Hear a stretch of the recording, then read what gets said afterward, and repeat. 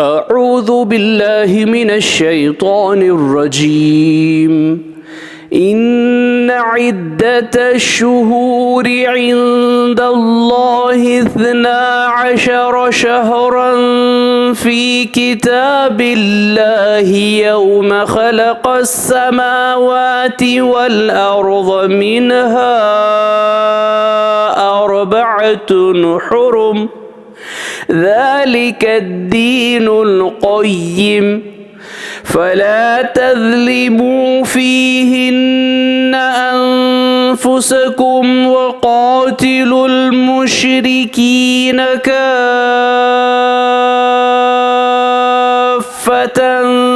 كما يقاتلونكم كافة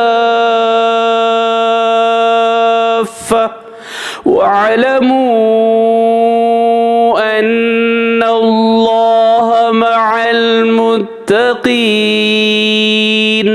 सूरत तौबा आयत नंबर 36। बिलाशुबा अल्लाह के नज़दीक महीनों की तादाद 12 है जो इस दिन से अल्लाह की किताब लौह महफूज में लिखी है।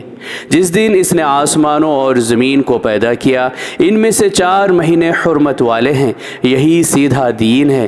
तो मुसलमानों, इन 4 महीनों में क़िताल नाहक़ से अपने आप पर जुल्म ना करो और सब मुशरिकों से लड़ो जिस तरह वो तुम सब से लड़ते हैं, और जान रखो कि अल्लाह परहेज़गारों के साथ है।